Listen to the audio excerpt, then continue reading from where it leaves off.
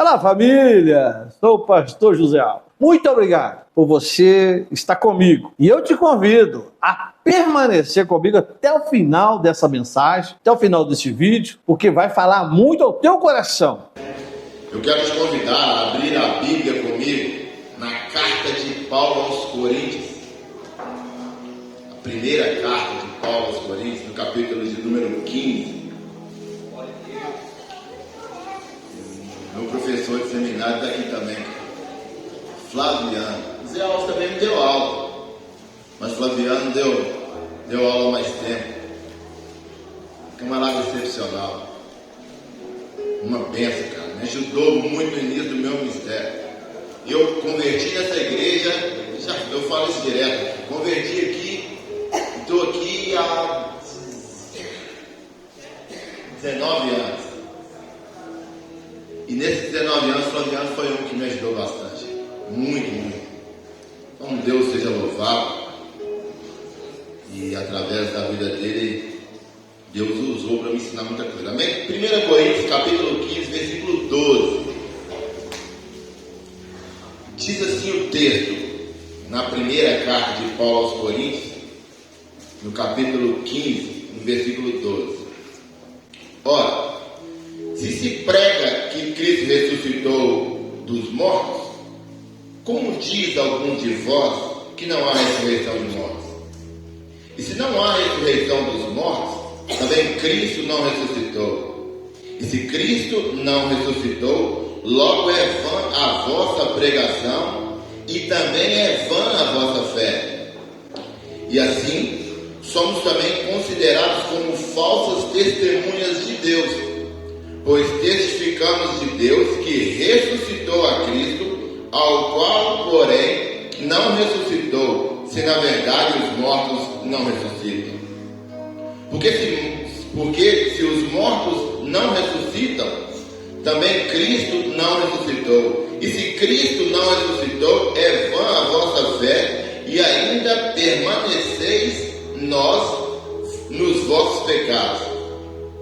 E também os que dormem em Cristo estão perdidos. Se esperamos em Cristo só nesta vida, somos mais miseráveis de todos os homens. Mas agora, Cristo ressuscitou dos mortos e foi feito primícias dos que dormem. Porque assim, como a morte veio por um homem, também a ressurreição dos mortos veio por um homem. Eu te convido a curvar a sua cabeça e oremos todos nós, pedindo a Deus e ao Espírito Santo de Deus a compreensão da tua palavra, porque sem Ele é impossível. Jesus, muito obrigado pela tua presença em nosso meio.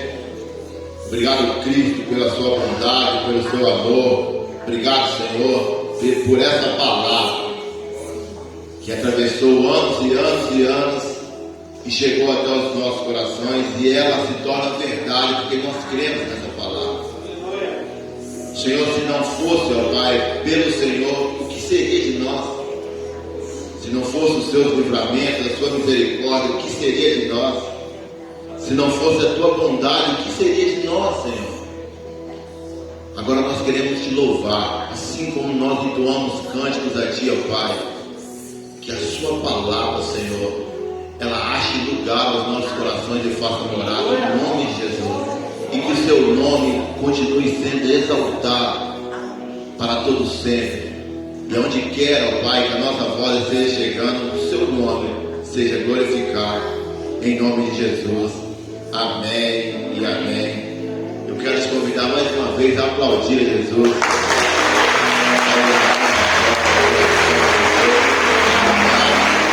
Deus é o Rei, Deus é o Rei. Aleluia. Irmãos, eu há um domingo no mês passado, não lembro a data certa, eu falei sobre a primeira carta aos Coríntios, no capítulo 15, falei no versículo 1. E é necessário que a gente faça uma introdução novamente. Talvez você vai ouvir alguma coisa repetida, mas faz parte. senão não tem como a gente entender. Paulo, na sua segunda viagem missionária, no capítulo 18 em diante, Paulo ele vai a essa cidade chamada Corinto. Por ali ele fica aproximadamente 2 anos.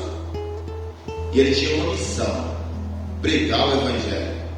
A missão de Paulo era pregar o Evangelho.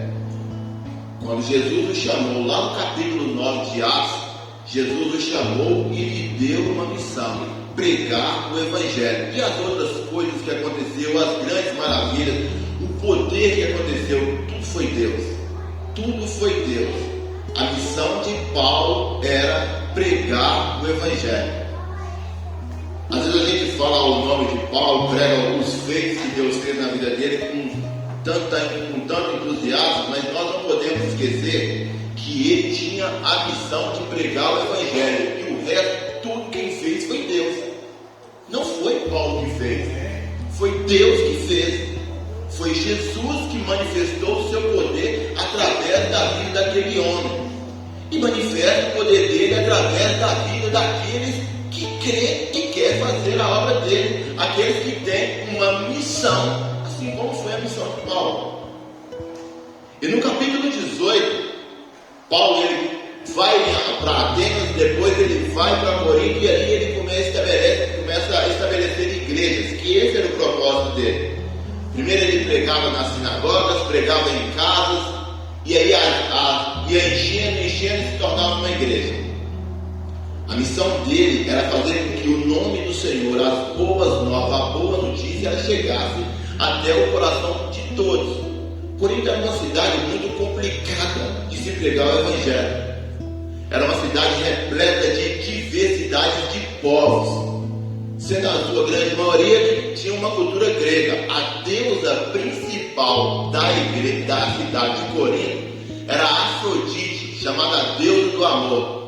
E as suas celebrações no seu templo eram regadas de sexo, orgia, tudo sem respeito e nada que adorava a Deus. Paulo chega nesse cenário, nessa cidade, e estabelece ali a pregação da palavra de Deus. E quando o homem ele está cheio da presença de Deus e com um entusiasmo de pregar a palavra de Deus, ele fala de Jesus e o Espírito Santo fala a obra. Então ele foi fazendo aquilo naquela igreja, e a igreja ela foi crescendo e se tornou uma grande igreja, ao ponto de quando Paulo escreve essa carta a qual nós lemos, Paulo já tinha saído de lá há algum tempo.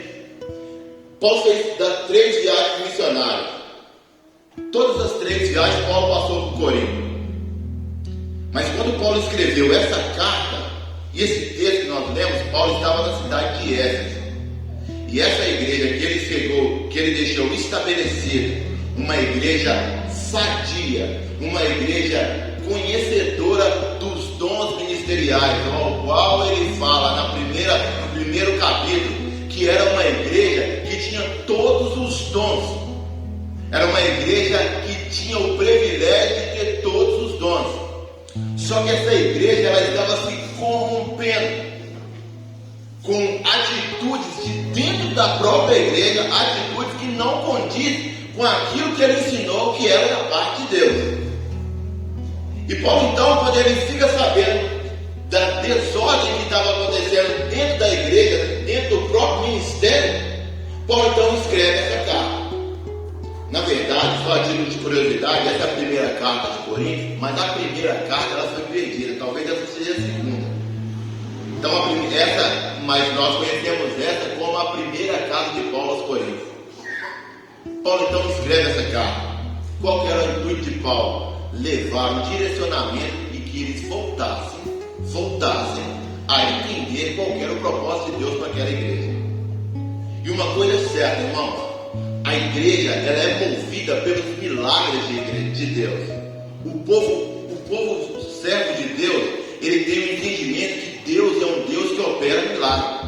Foi assim no Antigo Testamento, com as manifestações de Deus ali no povo com Moisés no Egito. O povo ficou ali, não passava falta de nada, e apesar de murmurarem contra Deus, Deus ainda era um Deus de milagre na vida vida deles, durante todo aquele percurso, desde a saída do Egito até a entrada na Nova Canaã. Foi assim com Elias, foi assim com Eliseu, foi assim com Daniel, foi assim com todos aqueles que serviam a Deus. Deus é um Deus de milagre, e Deus fazia aqueles milagres para que as pessoas entendessem que era Ele que tinha que estar no controle de suas vidas. E Deus, Ele continua fazendo milagre até os dias de hoje. E o intuito de eu falar sobre milagre nesse momento é que, dentre todos os assuntos que Paulo ele trata na carta aos Coríntios, na sua primeira carta, dentre eles, não desprezando os outros assuntos, o mais importante é no capítulo 15, em que diz que Deus ressuscitou Jesus dentre os mortos. Este é um milagre que nós não podemos desprezar, ao qual Paulo também fala para a igreja. Haja vista, dentro dos 16 capítulos que existem na primeira carta aos Coríntios, o capítulo 15, ele é o maior capítulo que tem. Paulo, ele tem, a igreja de Corinto, irmãos, era uma igreja, como eu disse, repleta de dons, mas existia ali diversidade de pensamentos, existia ali questões que as pessoas ou usa véu ou não usa véu, casa ou não casa, em questões da ceia, em questões de ignorância de pensamento. Quem chegava primeiro comia tudo e bebia tudo, e os outros não. Paulo ele trata a respeito, na carta aos Coríntios, a respeito das desordens que existia a respeito dos dons ministeriais. As pessoas que tinham alguns dons e achavam que era maior do que as outras, que não tinham outro dom, mas todos tinham algo a fazer dentro do ministério daquela igreja de Corinto. Mas existiam algumas pessoas que elas se elevavam, achavam maior que as outras, porque uns falavam em línguas e outros não, uns profetizavam e outros não. Tudo isso, meu irmão, Paulo vai tratar do capítulo 1 ao capítulo 13, e no capítulo, até o capítulo 14. Quando a Bíblia fala que a igreja de Corinto tinha ela era uma igreja que era repleta de dons, faltava-lhe algo muito importante, que era o amor. E Paulo ele tem um capítulo inteiro dessa carta aos Coríntios que fala só de amor. Sem amor, nada adianta. Paulo então ele olha para aquela igreja, escreve aquela igreja porque vê a necessidade deles entenderem que a ressurreição é algo que não se pode brincar. Divergência de pensamentos em relação a milagre foi ou não, divergência de pensamentos de línguas ou foi ou não, divergência de pensamentos ou caso ou não caso, divergências de ideias, isso é, isso não é, divergências de eu sou de Paulo, eu sou de Cefas, eu sou de Apolo. Isso pode ser discutido, isso pode ser relacionável. Mas a questão de duvidar que Jesus Cristo ressuscitou dentre os mortos, isso não se pode duvidar. A questão de entender que Jesus Cristo, ele ressuscitou, isso é algo que cabe direto na salvação da sua alma. Paulo então escreve essa carta, e aí no versículo 12, ele diz: olha, se está sendo pregado que Cristo ressuscitou dentre os mortos, como alguns de vocês dizem que não existe ressurreição dos mortos? Se você for analisar no versículo 1 do capítulo 15, Paulo ele começa dizendo o seguinte: olha, vocês são uma igreja que está no caminho certo, a saber que vocês têm Cristo no coração de vocês. Lembra do evangelho que eu preguei aí quando eu estive aí? Foi o mesmo que eu recebi, o evangelho da Bíblia, da palavra de Deus. Entenda, vocês estão firmes, mas como aquela igreja está firme, sendo que elas duvidam de algumas coisas? Existia ali, isso aí é relatos, que existia ali um grupo de pensadores diferentes daqueles ao que Paulo pregou. Alguns dizem que esses eram os saduceus, que não acreditavam em anjos, não acreditavam em ressurreição, e eles estavam introduzindo sobre a igreja de Corinto um pensamento que Jesus é Deus, mas ressuscitar não, porque não tem como um homem ressuscitar. Eles tinham também um pensamento platônico, ao qual diz que o corpo é uma matéria totalmente má e a alma é uma matéria totalmente boa e não pode se relacionar um com o outro, é impossível isso acontecer. Esse é o pensamento. Paulo vai dizer mais à frente, que você pode ler na sua casa, que as más companhias corrompem os bons costumes.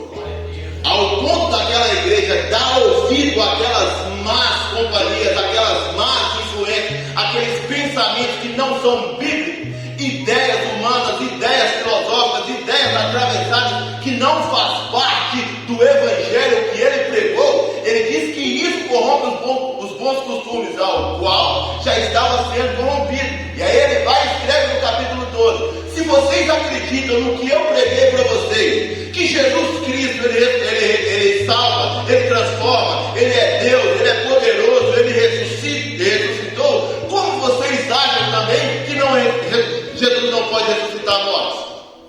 Como vocês estão tendo esse duplo pensamento?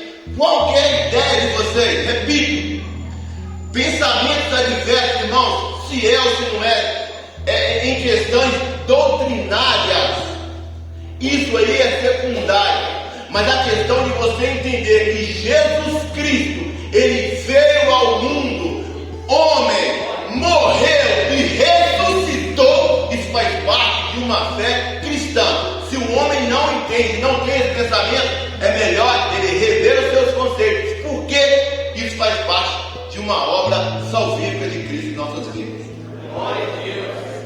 E ele continua dizendo, no versículo 13: se não há ressurreição de mortos, nem Cristo ressuscitou. E se Cristo não ressuscitou, é inútil a nossa pregação, como também é inútil a fé que vocês têm em Cristo Jesus. Aqui nesse versículo, Paulo está falando não só da ressurreição de Cristo, porque existia alguns que até acreditavam que Cristo ressuscitou, mas existia outros, e até aqueles alguns mesmo, que achavam que você e eu nunca iremos ressuscitar. Entende uma coisa, irmãos? Hoje, ninguém ressuscitou, a não ser Cristo. Ninguém. O único que está lá, à direita de Deus, em forma de homem, representando eu e você, é Jesus Cristo. Ninguém mais ressuscitou. Aqueles que morreram em Cristo Jesus, o seu corpo, os seus restos mortais estão em algum lugar por aí. Aqueles que morreram em Cristo Jesus, que morreu crendo que Jesus é o Deus da vida dele, viveu a sua vida segundo a vontade de Deus, não segundo a vontade do homem aqui na terra, ele recebeu a sua salvação, mas o corpo dele está por aí. Em outras religiões, meu irmão, não crê igual a mim e a você, igual a Bíblia ensina. Buda está por aí, e outras questões, os hindus acreditam em outro tipo de pensamento. Nós acreditamos e nós temos certeza que os restos mortais de Jesus não existem, porque além dele ter vindo ao mundo, morreu primeiro. Essa questão, meu irmão, eu bato na terra. Quando eu digo que Jesus ele morreu na cruz para me salvar, para salvar o seu pecado, isso é claro que é verdade. Mas antes de tudo isso, houve uma obediência. Porque se Cristo não quisesse, ele não morreria. Mas quando Deus falou para ele, filho, vai no voo, ele obedeceu à voz de Deus. E aquele que obedece à voz de Deus, não importa qual caminho que ele esteja trilhando, importa aonde ele vai chegar. O Billy Graham tem uma frase que ele é muito esqueci até a palavra, mas é uma linda frase. Ele diz o seguinte: foi perguntado para ele aonde é o inferno. Ele respondeu: o inferno é no final de uma vida sem Deus, é no final de uma vida sem obediência. Paulo agora escreve aquela no versículo 13: se não há ressurreição de mortos, nem Cristo ressuscitou, e é vã a nossa fé. Se não há ressurreição de mortos, nem Cristo ressuscitou. E se Cristo não ressuscitou, é vã a nossa pregação. Tudo aquilo que ele pregou, tudo aquilo que ele falou, tudo aquilo que ele disse, tudo aquilo que eles morreram por causa de Cristo. Estevão foi um que foi apedrejado até a morte.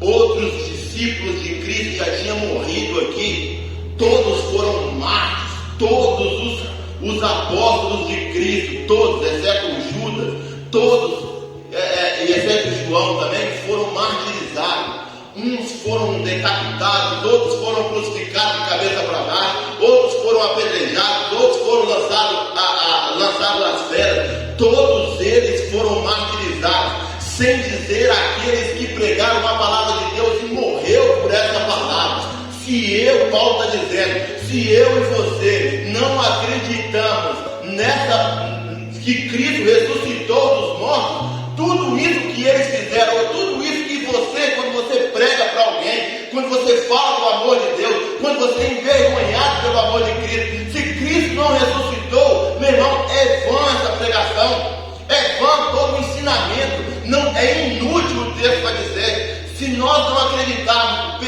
Paulo está falando para a igreja de Corinto, se vocês não acreditarem que Cristo ressuscitou dentre os mortos, não adianta nada que nós fizemos ou que outros pregaram. Na igreja de Corinto, Apolo pregou, Pedro pregou, Paulo pregou, ou outros pregaram. Se vocês não acreditam que Jesus Cristo ressuscitou dentre os mortos, tudo que nós fizemos é inútil. E ele continua dizendo, que eu acho interessantíssimo, também é inútil a fé que vocês têm. Tudo que foi pregado, que Jesus Cristo é Rei, Senhor, poderoso, eterno, Ele é o Deus, Ele é o Filho de Deus aqui na terra. Ele veio na terra como um homem, suportou tudo como um homem, fez tudo por mim, por você, por obediência ao Pai. Essa fé que nós temos em Cristo, se nós não acreditarmos que Ele ressuscitou e que Ele vai nos ressuscitar um dia, o nosso corpo irá morar com Ele um dia, é vã a nossa fé, é inútil a nossa fé. Por isso que é necessário que eu acredite que pode me falar o que for, eu acredito que a palavra diz, um dia eu vou ser ressuscitado, um dia eu vou receber a ressurreição, a mesma que Cristo recebeu, a ressurreição dos mortos, e meu corpo, o seu corpo, irá morar com Ele, mas não esse corpo palpável, não esse corpo corrupto, não esse corpo que falha, mas um corpo sem mancha e sem mácula, igual o Cordeiro de Deus. É isso que a Bíblia ensina, é isso que Paulo está dizendo, é isso que ele está falando. E ele continua dizendo,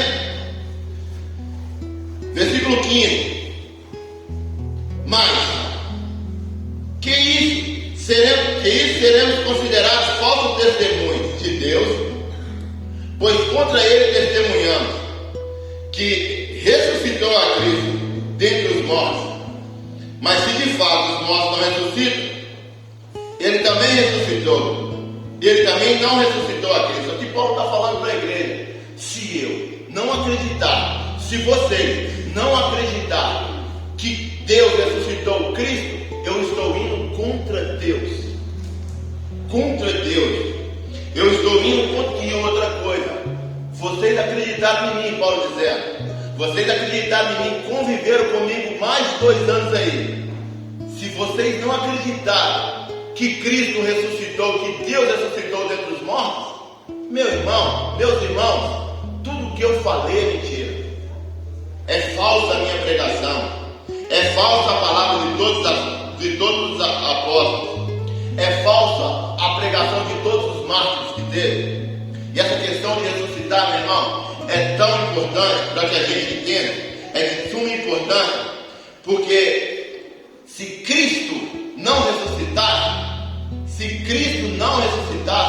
Ele teria pecado. Se Cristo não ressuscitasse, Ele teria pecado. Isaías 59 vai dizer que sobre Ele não teve, Isaías 53, sobre Ele não veio mal algum. 1 Pedro capítulo 2, versículo 22, sobre Ele não veio mal nenhum. Romanos capítulo de número 6, Paulo pecado e a morte. Se Cristo não tivesse ressuscitado, ele teria pecado e era inútil nós servirmos a ele. Mas para glória e para honra e para louvor, para adoração, tudo é para ele. Como ele diz em 1 Coríntios 10:31, quer comais ou bebais ou façais qualquer outra coisa que seja para a glória de Deus, que tudo seja para ele, para a honra, para louvor dele. Ele um dia recebeu uma palavra de Deus e ele, como uma ovelha muda, foi levado a matadouro. Eu fui fazer uma pesquisa a respeito da ovelha. Meu irmão, ela começa a espernear e a gritar quando ela vai morrer. Parece que ela sabe que ela está indo em direção à morte, mas a Bíblia vai dizer que é uma ovelha muda, assim como um homem mudo não fala, uma ovelha muda também não berra, não grita, não faz nada. Aquele sacrifício perfeito, ele foi do início ao fim, em obediência ao Pai, por mim, por você, e isso fez com que nós, além de o entronizássemos, recebêssemos dele algo que o mundo todo não pode te dar. Dinheiro no mundo não pode te dar, riqueza, bens, nada pode te dar, fama não pode te dar o que Cristo pode te dar. Nada desse mundo você pode procurar onde você quiser, você pode querer ter da maneira que você quiser, mas a única maneira que você pode ter a vida eterna é em Cristo. Isso você aprende através da sua palavra. Ele é Rei, Ele é Senhor, Ele é Deus, Ele é poderoso, Ele é o meu e o seu Rei. Ele veio ao mundo, morreu e ressuscitou ao terceiro dia. Aleluia. E aí Paulo vai e diz: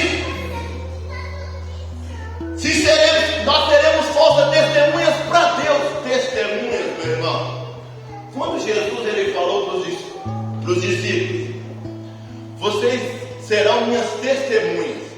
O que é testemunha? É você sair daqui e testemunhar o que você fez aqui. Hoje, lá na igreja, nós ouvimos os dois players cantar. Um cantor e o outro tocou teclado. Você está testemunhando. Testemunha é contar os feitos que Jesus fez. Quando Jesus falou para eles: vocês vão ser minha testemunha, é contar os feitos de Jesus. Às vezes as pessoas elas acham que testemunha é só eu vir aqui e contar o que Deus me deu. E muitos, às vezes, eu entendo, irmãos, eu não sou contra testemunha, mas entendo. Eu não sou contra testemunha, eu sou a favor, mas entendo. Às vezes o irmão ele chega e fala assim: Deus me deu um carro novo. O carro é o que mais testemunha. Eu faço isso, eu faço aquilo, eu faço aquilo outro, eu sou bem na igreja. Aí tem um irmão que faz muito mais do que ele, até hoje não tem um carro.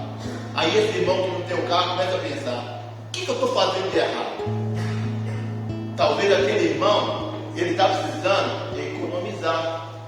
Talvez ele está precisando ter mais um esforcinho ali no trabalho, ou orar a Deus para dar ele uma promoção no trabalho.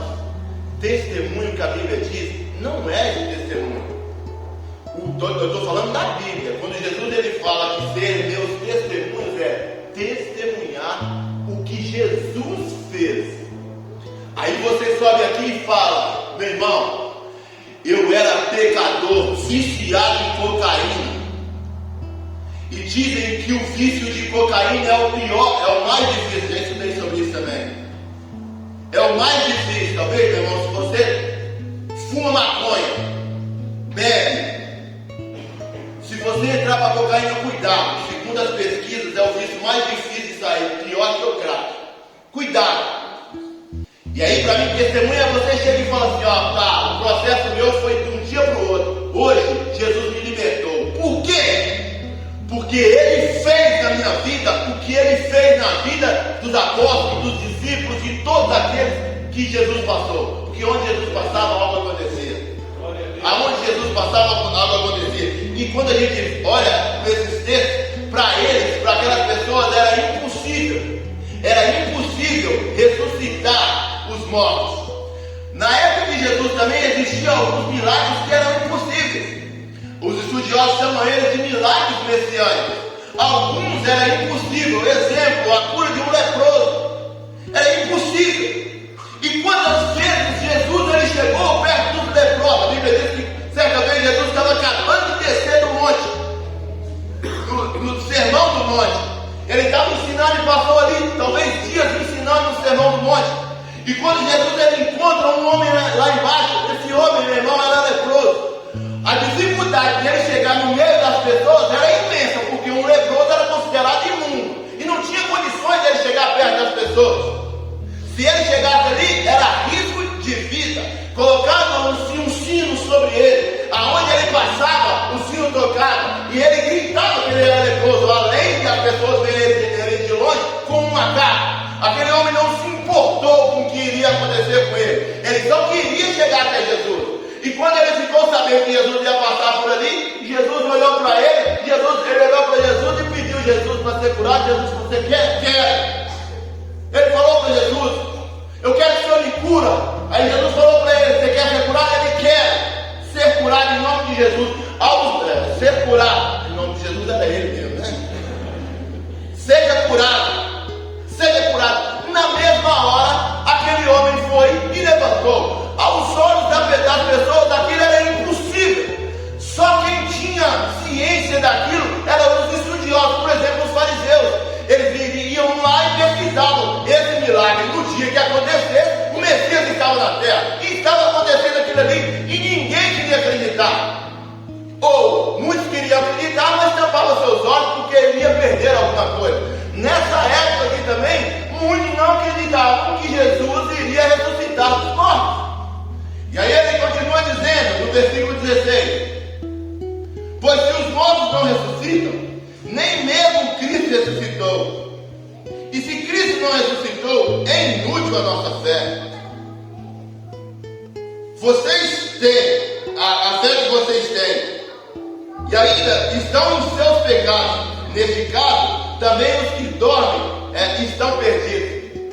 Paulo está dizendo para a igreja o seguinte: se vocês não acreditarem que Cristo ressuscitou, não adianta vocês fazerem nada, porque vocês estão perdidos. Nós estamos perdidos. Nós estamos perdidos. Se nós não acreditarmos que Cristo não ressuscitou, nós estamos perdidos. E é perdido também até os que dormiram. Dormir quer morrer. Os que dormiram em Cristo, acreditando no Messias, porque antes de Cristo, meu irmão, essa promessa messiânica vem lá de Gênesis. E eles acreditavam que um dia viria um Salvador, e um dia viria um rei que iria tirar o povo da escravidão de uma vez por todas. Apesar de muitos acharem que essa escravidão é a escravidão humana, a Bíblia estava dizendo que a Bíblia nos diz que essa escravidão é a escravidão do pecado. Mas você é livre. Por intermédio de Cristo você é livre. Paulo ele diz um texto que é muito lindo, Romanos capítulo 10, versículo 9 e 10. Olha o que o texto diz: a saber, se com tua boca confessares que Deus ressuscitou Jesus dos mortos. Paulo não está nem falando de morte de Cristo.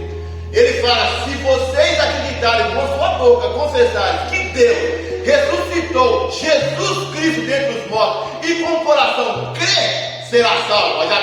Haja vista com a boca se confessa para a salvação e com o coração crê. Paulo diz à igreja de Roma a mesma coisa que ele quer dizer: vocês precisam acreditar que Jesus Cristo, ele morreu e ressuscitou. Eu estava estudando algo, irmão, e é algo que eu preciso estudar mais, sobre a crucificação de Cristo. Aí por curiosidade a gente procura saber a respeito do dia, a respeito do mês. O mês é o mês de Nissan, parece que é abril. Parece que é no dia 14, no dia 3 para nós, 3 de abril. E eu também queria entender a respeito, quero entender, estou estudando sobre isso a respeito do dia da última ceia. A maioria acha que foi numa quarta-feira. Na quarta-feira Jesus estava ceando com os discípulos. Chamou os seus 12 para cear. Jesus já tinha avisado para eles. Desde o Evangelho de João, capítulo 14, Jesus já vinha avisando para eles que Jesus iria partir de uma vez por todas. Mas Jesus iria partir de uma forma corpórea, mas iria estar com eles até o final do dia, até o final dos tempos. Aquilo ali para os discípulos foi um desespero, mas Jesus disse a eles que eles iriam ficar longe. Jesus começa a dizer: não se turbe o vosso coração, não fique com medo, crede em Deus, mas crede também em mim. Na quarta-feira, Jesus então, ele é a última ceia, segundo os estudos. Jesus então ali ele ceia. Na quinta-feira, Jesus é preso. Leva Jesus então só para o Monte das Oliveiras. Depois dali, ele está no Monte das Oliveiras, fica ali com os discípulos, chama alguns à parte para orar, vai a um outro lugar chamado Getsemane. Jesus começa a orar ali. Os 4 evangelhos revelam isso. Jesus começa a orar. Um deles vai dizer que Jesus ele começou a suar sangue e começou a olhar para Deus e orar, falar assim: Pai, se for possível, Senhor, afasta de mim esse cálice. Eu não quero passar por isso. A situação está complicada. Eu vou sofrer, eu vou padecer, mas eu vou obedecer. Que seja feita a sua vontade, não a minha. E a Bíblia diz que Jesus então subiu ali e começou a orar. Na quinta-feira, de repente, meu irmão, quando eu começo a ler o texto, eu começo a imaginar algumas coisas também. Vem aqueles soldados, vem eles e vem também um daqueles que andava com Jesus, o Judas. Porque quando Jesus estava ceando, Jesus falou para ele, segundo Mateus: é você que vai me trair. Ele falou assim: não sou eu não. Não sou eu que vou te trair não. Ele saiu, foi entregar Jesus e falou: eu vou entregar ele. Me dá dinheiro que eu vou entregar ele. Era o Judas 30 moedas de prata. Então Jesus está lá no Getsemane, orando com os discípulos. E quando Jesus está lá em cima, lá, vem aquelas pessoas. Jesus não correu, Jesus não revidou, Jesus não falou para os discípulos, Jesus não clamou: o Pai me defende. Jesus não falou assim: morre todo mundo. Se ele falasse, morria. Ele é Deus, ele pode todas as coisas. Jesus não disse isso. A única coisa que Jesus falou foi saudou a Judas. E a Bíblia diz que é um sinal de Judas para mostrar para as pessoas, porque quem anda com Jesus parece com ele. Todos os discípulos fisicamente e os seus trajes pareciam com Jesus. Os soldados romanos não poderiam saber quem era Jesus, ou romano, ou até mesmo os soldados lá de Israel. De repente pega Jesus, porque o Judas deu um beijo em Jesus, prende Jesus. Dali, meu irmão, na mesma noite, segundo estudos, aquilo deveria esperar para ser julgado. Mas na mesma noite já começou o julgamento de Jesus. Aí leva para o Sinédrio. Sinédrio era o tribunal religioso da época. Levou ali e começou a culpar Jesus por fala de Jesus. Exemplo: eu vou derrubar esse templo e no terceiro dia eu vou reconstruir ele de novo. Ele estava falando dele mesmo. E isso começou a ser jogado em cima de Jesus e perguntando a Jesus: defende-se, você é rei dos judeus. A única coisa que Jesus falava é: vocês que estão dizendo. E começou aquele julgamento. Do Sinédrio levou até o Palácio Pretoriano, era onde ficavam os governos romanos. Quando eles começaram a interrogar Jesus nas leis romanas, porque só o romano poderia dar uma pena ao qual os judeus queriam, que era a crucificação. E aí eles começaram então a interrogar Jesus. Jesus não falava nada. A única coisa que Jesus falou foi: vocês que sabem. Resumindo tudo, fizeram então uma manobra e naquele momento Jesus foi condenado. E a sentença era morte. Morte. E a morte pior que um homem pode ter. A Bíblia diz que maldito é o homem que é lançado no madeiro. A cruz era o instrumento perverso e cruel. Mas além disso, meu irmão, começaram as torturas psicológicas de Jesus. Isso na quinta para sexta. Começaram a cuspir, começaram a bater em Jesus. E além disso, meu irmão, colocaram sobre ele uma coroa de espinho, aproximadamente um dedo. Imagina você quando tem um caroço na sua cabeça, uma espinha na sua cabeça, quando você vai estourar, dói. Aí imagina uma coroa de espinho. Colocaram sobre ele uma coroa de espinho e começaram a bater na cabeça dele, e essa coroa começava a afundar, sangue descia sobre ele. Começaram a esbofetear Jesus, colocaram a sua nudez exposta. Jesus ficou nu para um judeu tradicional como Jesus é. Imagina que vergonha era aquela, imagina que sofrimento era aquele. Tiraram toda a sua roupa e colocaram uma capa vermelha nele e deram a ele uma vara e falaram: você não é o rei dos judeus? Sai dessa situação. E Jesus, sem nada a falar,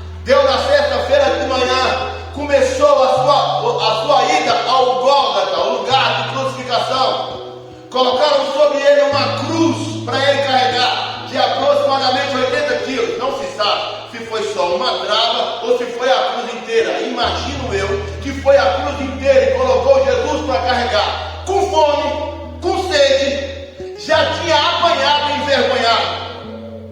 E aí começaram a açoitá-lo, deram nele antes de dar a cruz para ele. Uma quarentena menos um, com um instrumento chamado azorra. Cada pancada que dava, chicoteada que dava nas costas de Jesus, arrancava um pedaço de carne, chegava aos dedos, ficavam expostos. E isso nas costas dele, com fome, com sede, fraco, humilhado. Tudo isso, meu irmão, em obediência. E ele, como o texto vai dizer, como uma ovelha muda, colocaram Jesus então para subir. 80 quilos carregando 80 quilos. Jesus chega lá em cima. Deitaram a cruz. Imagino eu, meu irmão, a primeira martelada aqui com um prego nas mãos dele.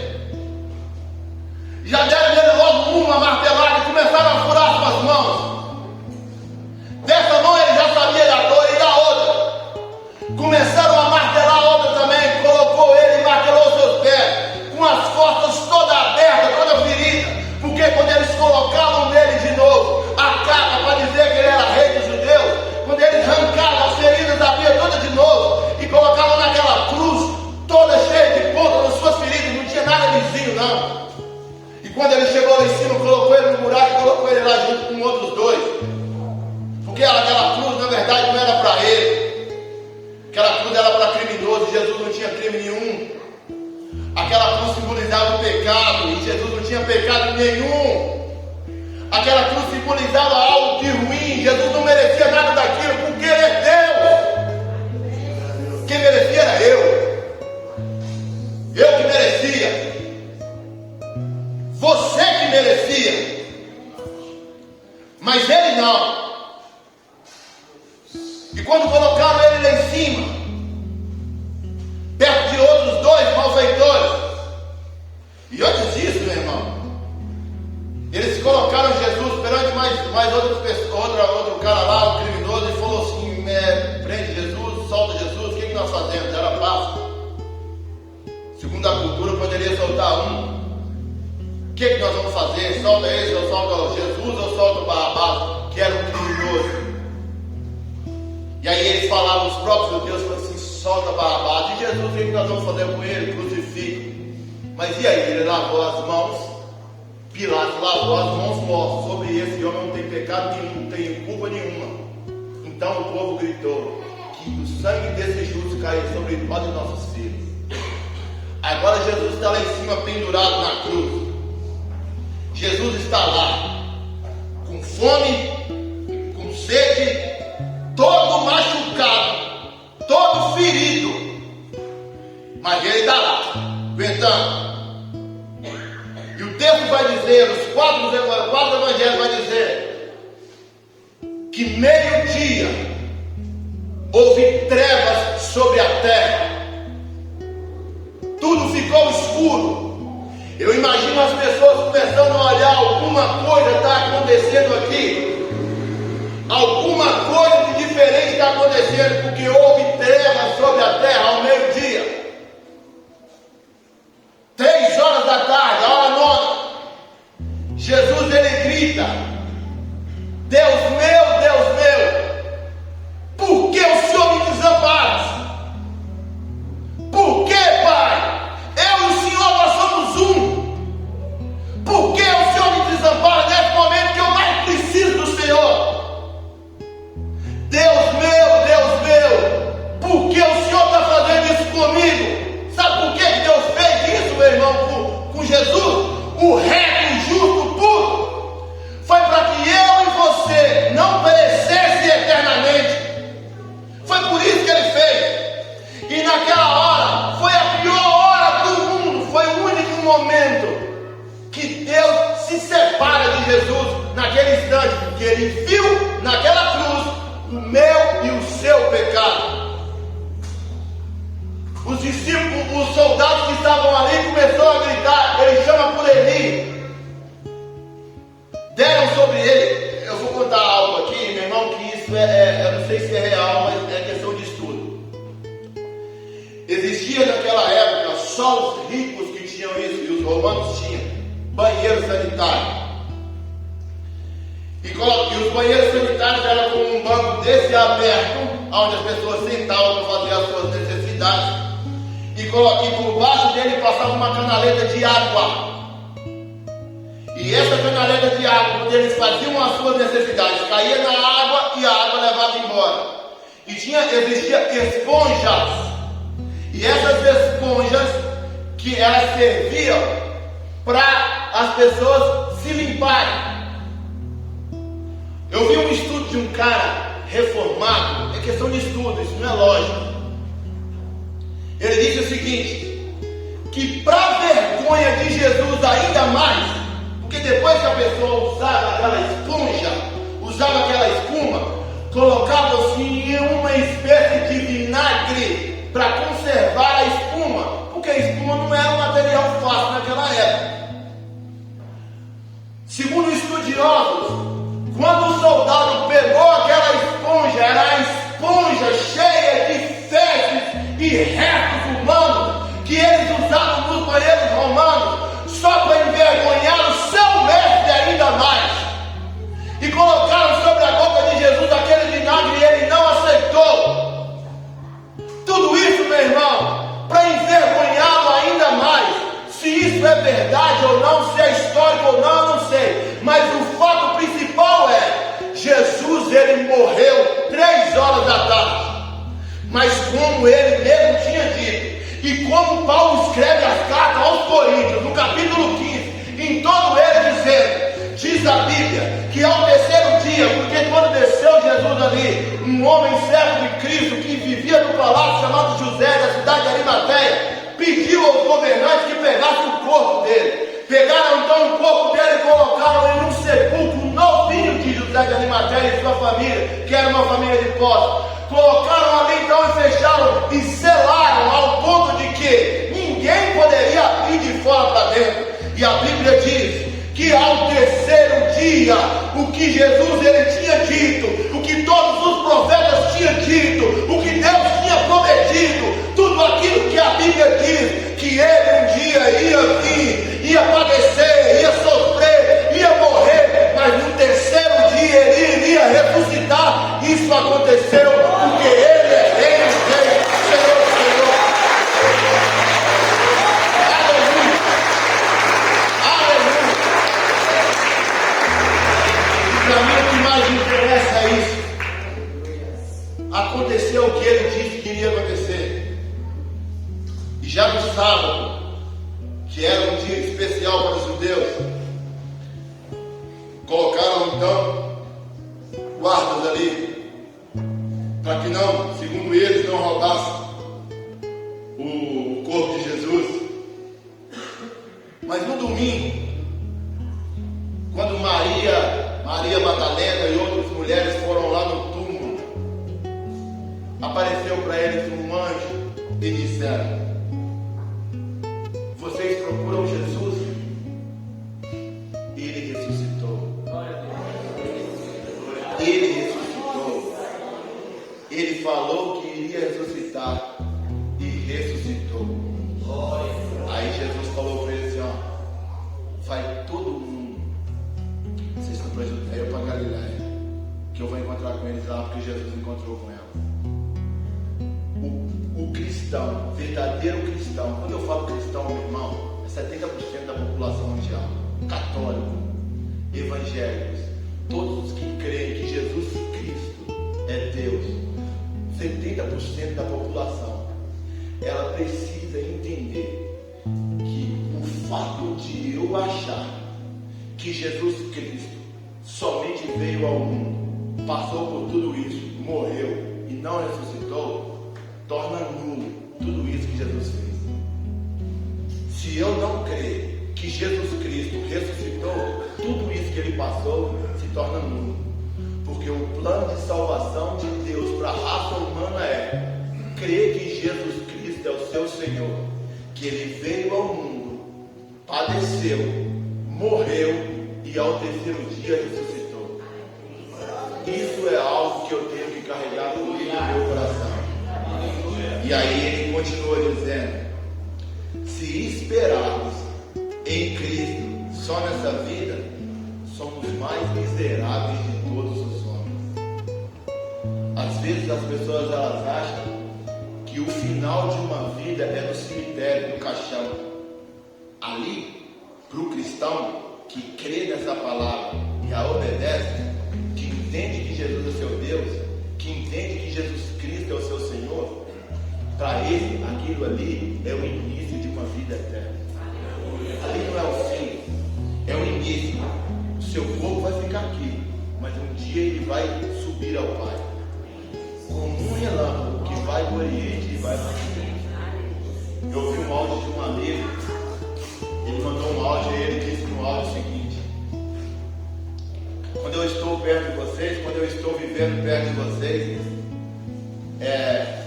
eu consigo segurar a onda da minha vida, da minha caminhada, mas quando eu estou longe eu me sinto um lixo.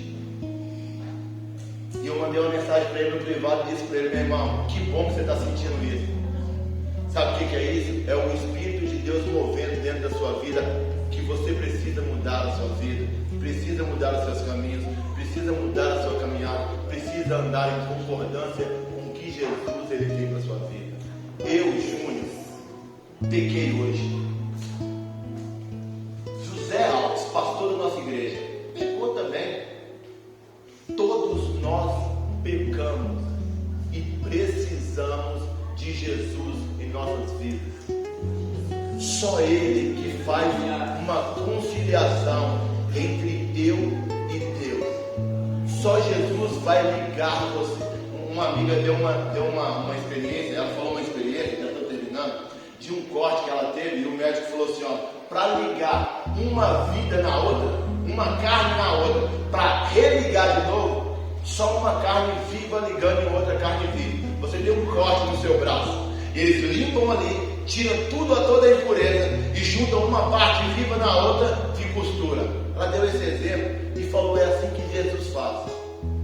Ela pega uma parte viva e pega uma outra parte viva e liga um no outro. Só Jesus pode te ligar a Deus. Todos querem buscar a Deus. Todas as religiões, todas do mundo, não vou dizer todas, mas todas querem chegar a Deus. Todas querem chegar a Deus. Só Jesus te leva a Deus. Não sou eu que vou te levar a Deus. Não é o pastor que vai te levar a Deus. Não é a sua fama, o seu dinheiro, não é o que você tem, não é a sua vida que vai te levar a Deus. O único que vai te levar a Deus é Jesus Cristo, que morreu e ressuscitou. Amém? E aí, ele, para terminar,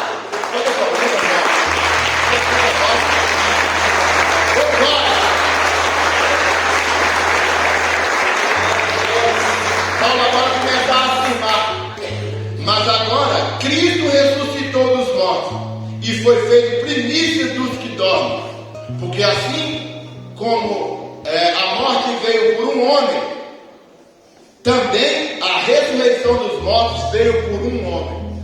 Assim como Adão morreu e veio sobre ele a morte, sobre a raça humana, sobre Jesus tem a ressurreição e a vida eterna. Deus abençoe sua vida, meu irmão. Eu peço que você curva a sua cabeça, que nós vamos orar mais uma vez. Jesus, muito obrigado, Senhor, pela sua palavra. Nós acreditamos, ó Pai, plenamente que o Senhor é o nosso Rei ressurreto. O Senhor é o nosso Redentor, nosso Deus Salvador, poderoso. Morreu, mas no terceiro dia o Senhor ressuscitou e está vivo. O Senhor vive. E um dia o Senhor foi e disse que não nos ia deixar sós. Ele iria enviar um Consolador, o Espírito da verdade. E esse Consolador, chamado Espírito Santo, ele não habita em templos como esse, mas ele habita dentro de você. Há um Deus que mora dentro de você, chamado Espírito Santo, e ele intercede por você com gemidos inexprimíveis. Que haja, meu Deus, transformações nas nossas vidas. Que todos os dias das nossas vidas, ó Pai, nós possamos entender, dar glória a Ti do jeito que o Senhor merece, porque o Senhor foi aquele que obedeceu. O Senhor obedeceu a voz do Pai e disse: eu vou. O Senhor foi a nossa expiação. Só o Senhor é capaz de mudar a nossa vida. Por isso, Senhor, eu te louvo, ó Pai, por tudo que o Senhor tem feito e por tudo que o Senhor ainda há de fazer na nossa vida. Obrigado por você ter permanecido comigo até o final dessa mensagem. E eu creio que ela vai falar profundamente ao teu coração. Muito obrigado por ter permanecido. Compartilhe essa mensagem, envie ela para os seus amigos, dê o seu like, é muito importante. Até a próxima mensagem. Deus te abençoe.